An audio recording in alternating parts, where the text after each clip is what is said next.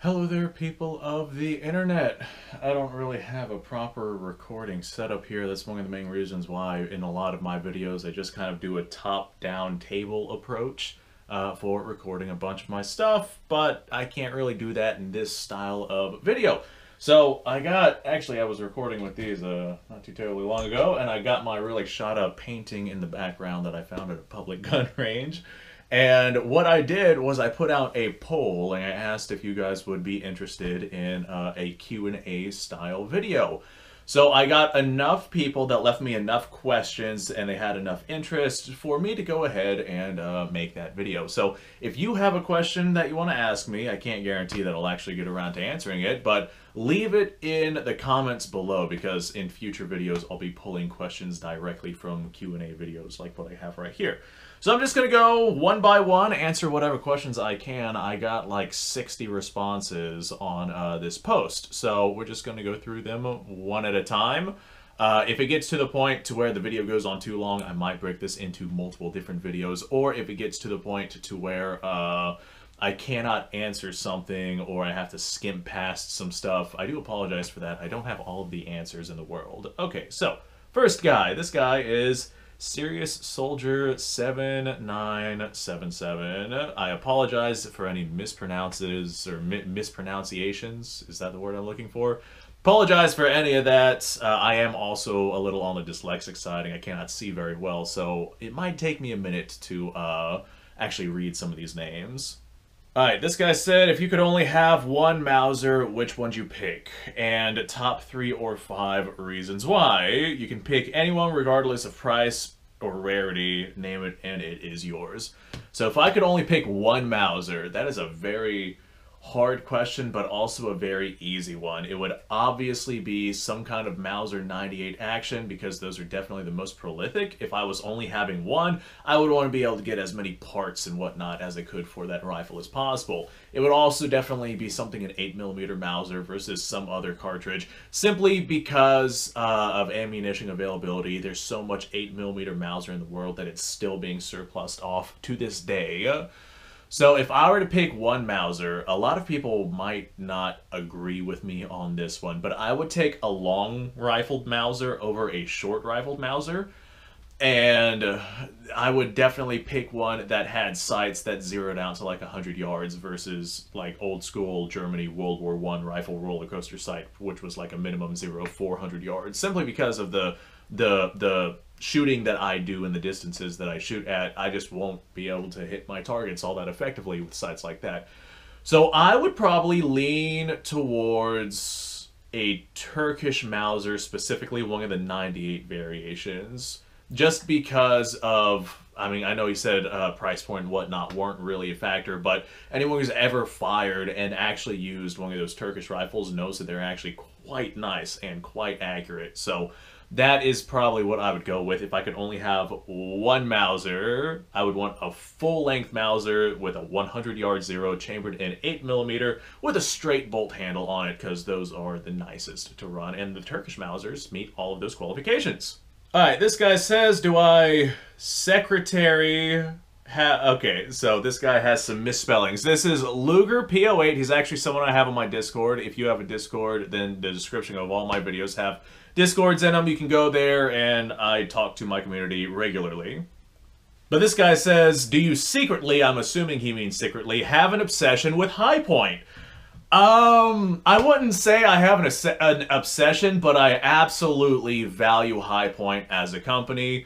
I know that the guns that they make are of a low quality in terms of a materialistic standpoint, but the guns that they give you for the price point, they run reliably. And if you have problems with those guns, you send them back, they get them fixed up, no questions asked. They have great customer service, and you just can't get those guns. Like, you just can't get firearms of the same nature as a High Point in that logistical category. You can't get that genre of firearm for the price point that High Point is offering. Like, for example, the handguns, I can go out and get myself a High Point 9mm, especially on the used market, for under $100. You can't get a semi-automatic self-loading 9mm of any variety for under $100 if you're not looking at High Point. Or the High Point carbines. I mean, I've gotten several of them over the years for like below $300. You're not going to get a good, reliable, accurate PCC, something that can also handle plus P pressures for under that $300 mark. You can also mount optics to them. They got all sorts of different accessory rail mounts on them. They're threaded if you felt like adding some sort of system onto the front of the muzzle. They're definitely a good company, but I would not call myself like a high point aficionado. I'm definitely a military surplus guy. As a matter of fact, I got this AR, 2 other ARs, like 2 AKs, and a couple of shotguns. Like, I think that's all of my modern guns. Like, for the most part, I guess I have the occasional hunting rifle as well. But for the most part, I'm a military surplus guy. The modern stuff doesn't have much of an interest for me. Then he says, on a serious note, because I guess that was a joke, but I answered it seriously, will I ever do live streams? Maybe just to hang out and talk about guns and whatnot. I have definitely considered it. The issue with doing live streams with where I was before, the old gun range, was I did not have good enough internet for live streams. But now I'm staying inside of a city, and there's a solid possibility that I might start doing some live streams just to interact with the audience a little bit and see what you guys have to say. Alright, this guy right here, and fair warning, if your name is too long for me to be able to actually see to read it, I will just read off what I can. This guy is Carbon County Revivals. Carbon County Revivals, 7002. What is my favorite military surplus caliber, and what is my favorite to shoot? That is 2 different things. So what is my favorite, and what is my favorite to shoot? Oh, that's actually a really tough question. Way to put me on the spot, buddy, and give me, like, no way to respond to any of that. My favorite cartridge would probably be, like, if we're not talking from a shooting standpoint, my favorite cartridge that would be considered military surplus would probably be 8x33 Kurtz, just because it paved the way for so much innovative firearms technology to pop up in the future after its existence. There's a lot that 8mm Kurtz has done for the firearms technological advancement in general. Now, what is my favorite to shoot? That is also a hard question, but I'm probably going to give it to 8mm Mauser. It is just such a phenomenal military surplus cartridge, and there's so much of it out there that it's still being surplus off to this day, and I can get it for not a whole lot of money. If it wasn't 8mm Mauser, I'd probably give it to 7.62 NATO, which is about twice as expensive as the surplus 8mm Mauser on the market right now. But you get surplus 7.62 NATO, most of it is non-corrosive, and they're still making it to this day, so you're not going to run out anytime soon. Alright, Polydactyl Productions. I'm just going to stop reading numbers off the names, because I'm sure that's something that was just kind of added by YouTube. Polydactyl Productions. If things got really bad, would you consider using Kevin as a food source? Absolutely not. Like, no way in hell. I would here in Florida, I would sooner be fiddling for worms. If you don't know how to do that, I recommend you look it up. It's a really useful skill to have. I would sooner be fiddling for worms to get fish out of either the multiple ponds and rivers that are in the area that Kevin is currently at, or I would eat the worms themselves, which they are edible, and they are actually a pretty gosh darn good food source for if you are starving to death. I would not eat Kevin under any circumstance. How do I personally deal with a Mosin's sticky bolt? Asked by Phil Desnoyers. I apologize if I mispronounced that. A Mosin sticky bolt, honestly, my honest answer, I go out and I shoot it a lot. Like, my Mosins, I have shot just a tremendous amount of ammunition through them to the point to where the bolts, like, shine themselves up. I have shot, like, one of my Mosins, the first one from the first video that I have on this channel, it is a Mosin that I've stuck like 40,000 plus rounds of ammunition through, and I got, I don't know, 5 or 6 other Mosins besides that, and I've stuck a fair amount of ammo through those as well. Son of a Sum, I actually really like that. Son of a Sum 762/39 asks, are Allen wrenches a good substitute to punches when working on guns? Depends on the size of the Allen wrench, depends on how durable the Allen wrench is, and it depends on whether or not, like, an Allen wrench is kind of like a hexagonal shape versus a punch, which is a round shape.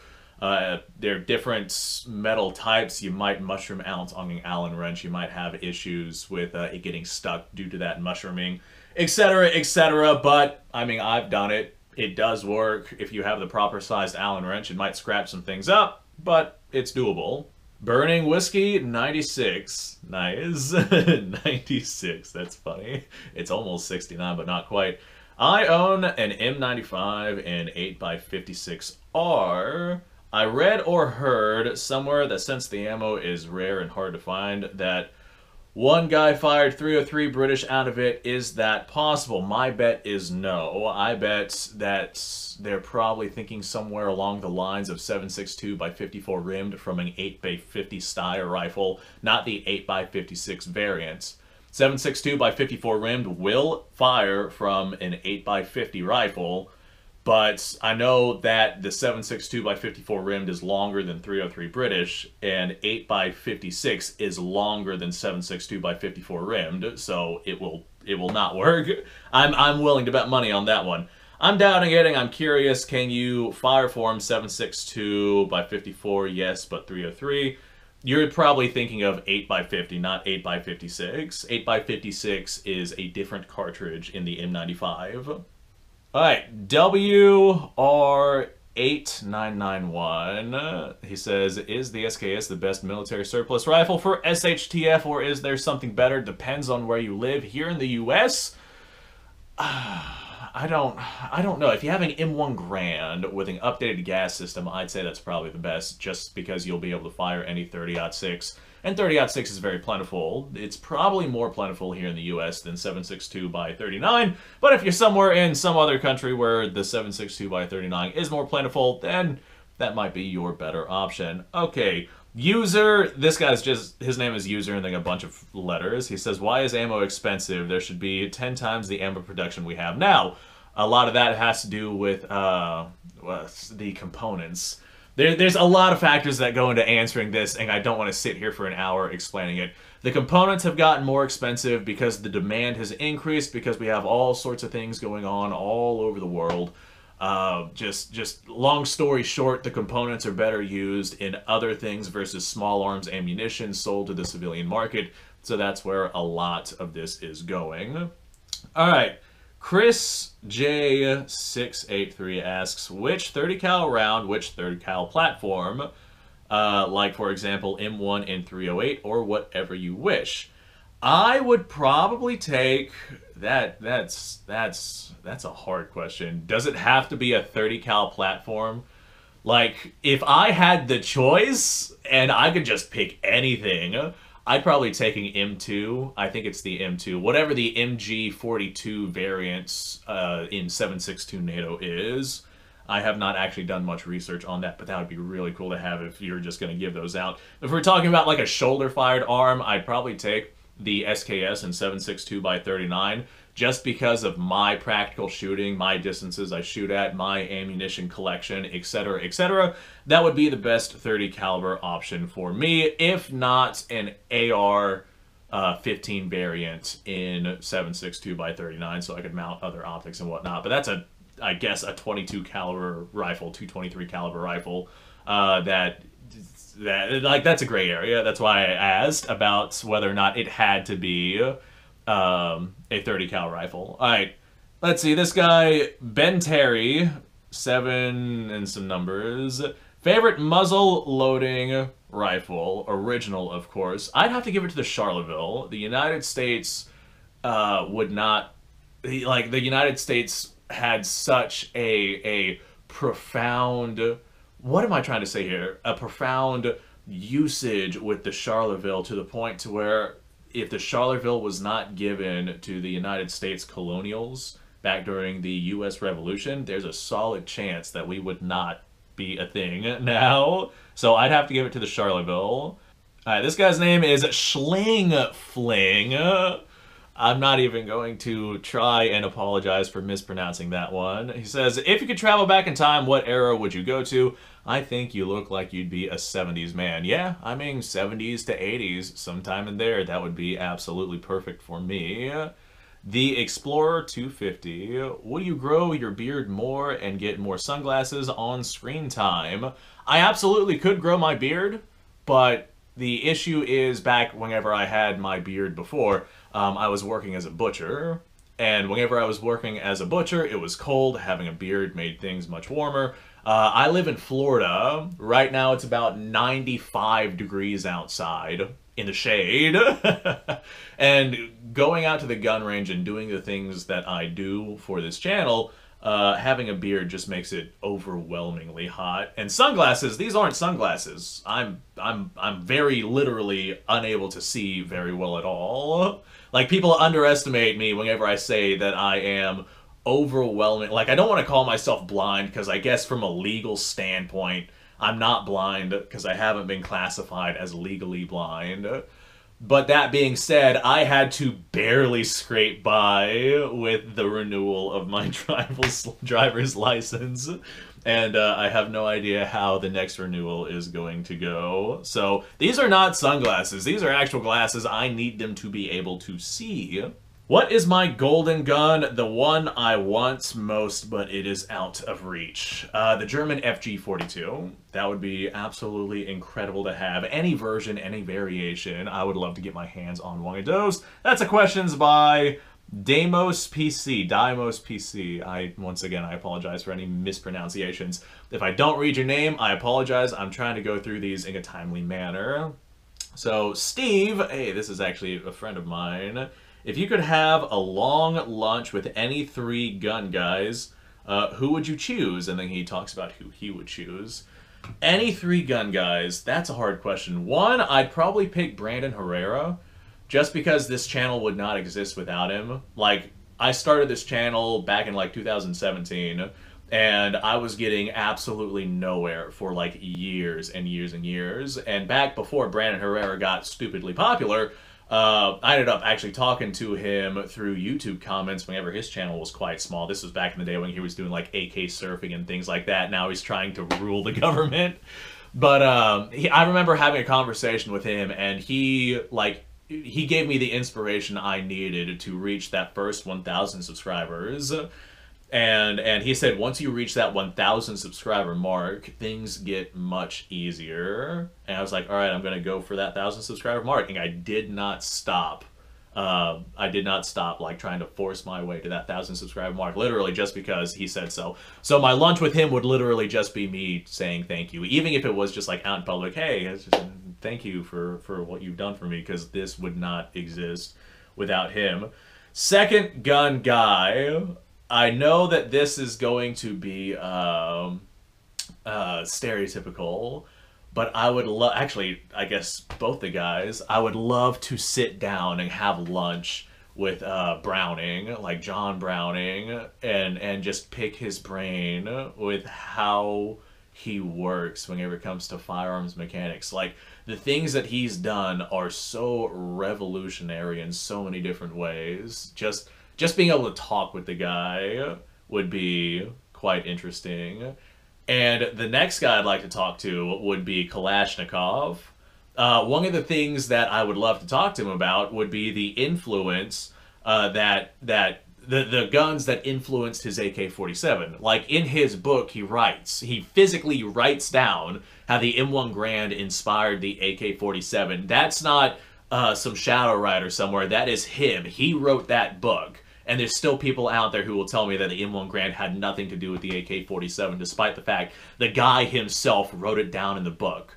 Now, what is the assumptions is that the STG-44, Germany's STG-44, also inspired the AK-47, despite the fact there's no clear evidence on it. But Russia and Germany were enemies. Kalashnikov's not, like, in a totalitarian state like the Soviet Union, Kalashnikov would not say, especially right after a war, I got my inspiration from the enemy. But I mean, the way the stock is, the way the pistol grip is, the way the magazine, the external magazine is inside of the gun, just the general aesthetics of the gun, you can't tell me that Kalashnikov has not at least seen the STG-44 before designing the AK. and in some ways thought that it was a good idea. So those are my three guys. Alright, thank you, Steve. Hopefully that answered. Oh, God. Oh, his name. Okay. Zeonic Zaku 1 Zeon Grunt Suit. He said, opinion on 6.5 Japanese and the Type 38. The 6.5 Jap and the Type 38, I got a sporterized 6.5 Jap. That's probably, like, my favorite rifle. Like, if we're talking non-30 cal, that's probably my favorite rifle and my favorite ammunition type. So 6.5 Jap, fantastic round. I'm a reloader, so I can shoot that stuff pretty gosh darn regularly. The best sniper caliber. Oh, that's a hard question asked by Redbird45. I would probably give it to 6.5 Creedmoor just because it is such a pin straight firing round. And if we're talking sniper calibers, we're not talking DMR. We're talking sniper. Look up the differences between those two. But you're going to be making one shot at a very, very long distance at your target.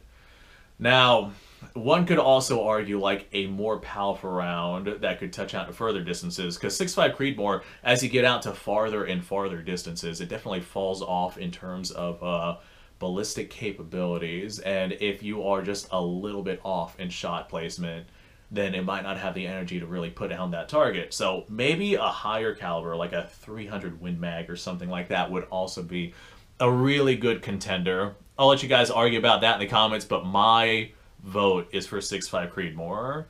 Alright, Jesus, this name just looks like a mishmash of letters. Even Scroods I'm not pronouncing that one. He says 12 gauge or 22 long rifle. If I could only pick one and I was in a no supply sort of situation, 12 gauge, because those can be reloaded, and they can be reloaded pretty gosh darn easily with whatever you have laying around. Or 22 long rifle. If I was in a situation where I could get new ammo and whatnot, and I was just like surviving in the wilderness, I'd take 22 long rifle. What is my favorite carry round? Asked by username 216. 9mm, just for price and logistical reasons. It's also powerful enough, proper defensive 9mm ammunition. Powerful enough to really be able to handle whatever it is that you need to handle in a defensive sort of situation. CQB Warfighter asks 7.62x39 history lessons and use as an SHTF cartridge. I've made several videos on that. As a matter of fact, I even replied and said, hey, one of my most recent videos at time of recording this video is a history lesson of 7.62x39. Go check that out. Alright, Link Freeman asks, can you debunk myths? I've actually debunked several myths. A lot of people don't like the way I debunk myths, and of course you can't please everybody. But I have, like, actually one myth that comes to mind is the M1 Grand's slam fire myth.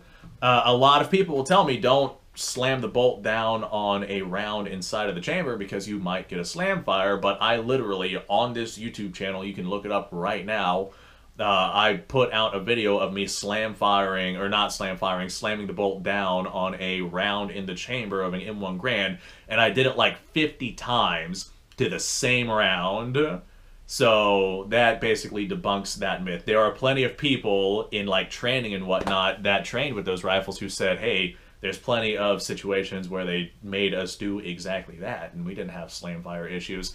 Then I will get the people who go into the comments and they'll tell me, with that particular M1 Grand, you don't have slam fire issues, but with some other M1 Grand, you might. The M1 Grand has a specific firing pin specification. They're all going to be the same size and relatively the same weight. So, like, it's not like your M1 Grand's going to have a dramatically heavier firing pin, not unless you stuck in some kind of aftermarket thing. Alright, we had ourselves a quick phone call, so I have no idea where I left off. I think I was talking about debunking myths, and I'm pretty sure I covered the M1 Grand myth. Another thing with the M1 Grand myth, if you have primers that aren't seated properly inside of the 30-06 cartridge, that will also cause slam fire issues. So bear that in mind if you're having aftermarket firing pin or you have non-seated properly primers inside of your ammunition, that might be an issue. Okay, so this guy, his name is Thul. Oh, Cthulhu. Cthulhu Spawn. Alright, his name is Cthulhu Spawn. He says, let's get weird with it. What milsurp caliber would you use to hunt a werewolf with silver ammo? Let's say one from the Wolfman 2010. So, I don't... If I was hunting a Wolfman with silver ammo and I had to pick a military surplus caliber, I'd probably pick the 7.62x39 in an AK or an SKS if I had to use a military surplus rifle. So that's 30 caliber round. Werewolf, I'm sure they have to be right on top of you in order to be doing damage. So close range, 7.62x39 would be ideal, especially in a rifle like that. So that's going to be my answer. I know silver is a pretty heavy metal, so yeah, that would work out pretty gosh darn well. Okay, can you tell how big it is by Central Intelligence Agency? I don't know what it is, so I cannot tell how big it is. So, Tack Nerd says, my opinion on sporterizing. Leave Bubba alone or save those SKSs. Sporterizing was fine back whenever the military surplus stuff was cheap and abundant, but nowadays it's collector items, so you don't want to go around sporterizing things. Okay, up next we got Bing Bong 247. What is my opinion and take on 8x57 Mauser as an SHTF cartridge? Considering the fact it is a heavy bullet and you can reload it from reshaped 30-06 brass, and I understand that there's better options out there like 308 and others, but if it's all you have a good quantity of it.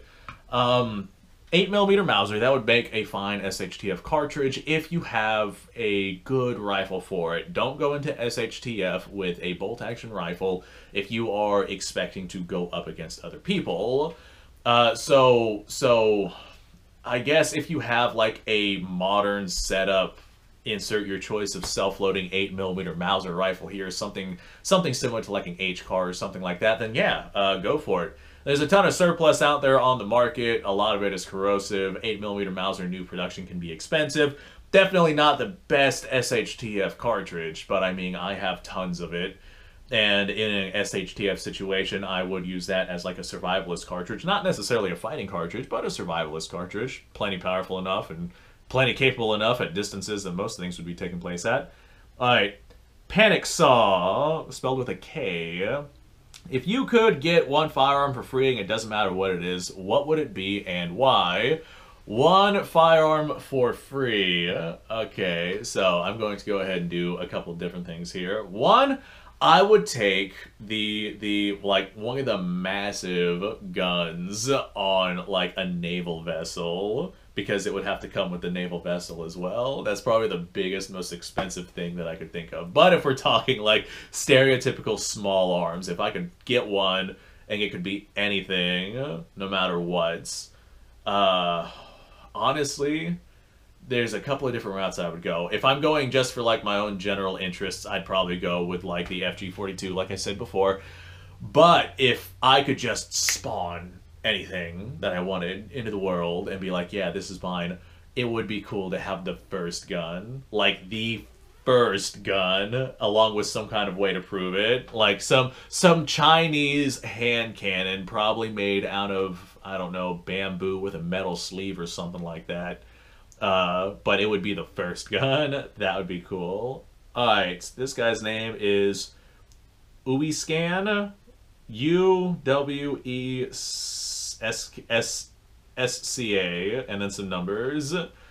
Something that keeps my thoughts occupied as a gunsmith at the moment are weapon repairing in SHTF situations, especially how much can you replace and substitute with everyday items. Whenever it comes to firearms, there's not a whole lot that you can replace and substitute with everyday items short of like pins and sights and things like that, with some exceptions. As a matter of fact, I actually replied to this guy, and we'll talk about the reply here in a second. But one of the videos that I sent him was of AK Operator Union. If you haven't seen that channel, go check it out. But he repaired an AK-47 using rubber bands to keep it going. Like, he took the springs out, the recoil system and whatnot, and he just had a rubber band attached, and he kept that thing going with rubber bands. But for the most part with firearms, you need a very specific set of tolerances and whatnot in order to keep a firearm running. You could get like small springs off of other things to keep the firearm running. Like, for example, I got a couple of handguns where I've used ballpoint springs, like ballpoint pen springs, to keep the gun up and going. It works. As a matter of fact, I have a shotgun literally over in that corner right there, where the firing pin spring is not functional, so I'm going to cut up a ballpoint spring and toss it in there, and it's going to work just fine. The little things like that you absolutely could do, but like, don't expect to make a bolt carrier group for an AK out of, I don't know, insert your choice of material here. Alright, so I sent him that video. He says, I know that video, but my thoughts run a bit deeper. I'm pretty sure I can create barrels out of solid blocks of steel and handcraft individual firing pins like that from hand tools. My biggest issues are primers and gunpowder. Black powder can be made incredibly easy, like incredibly easy. And primers can be reloaded with something as simple as like, you guys remember those old cap guns? Pull the trigger on one of those old plastic orange guns. That same material in there is the same stuff that we used to set off primers. Or if you don't have cap guns, get yourself a match head and a striker. Break that up, and there you go. You got yourself, that's an impact explosion. So I think this video has ran on long enough. Thanks for watching, folks. Appreciate your time. Like, subscribe, share. Description below has a link to all sorts of stuff. Go check it out. You guys go off, have yourself a fantastic day. I'll see you all in the next episode.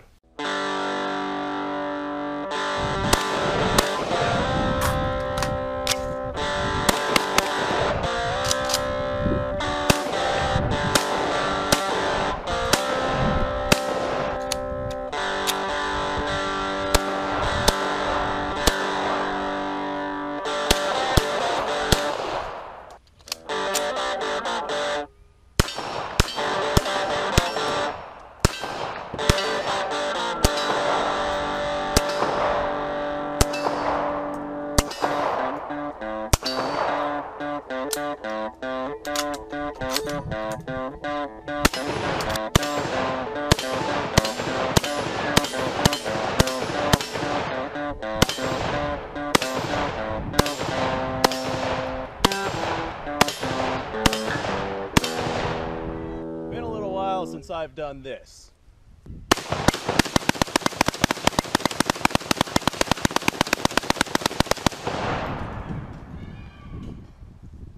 Bonnie and Clyde be damned. The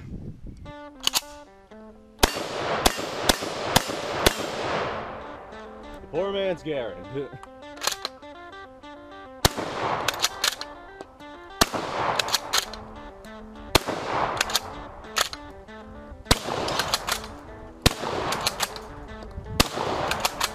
It's a shame that bolt-action shotguns aren't more mainstream.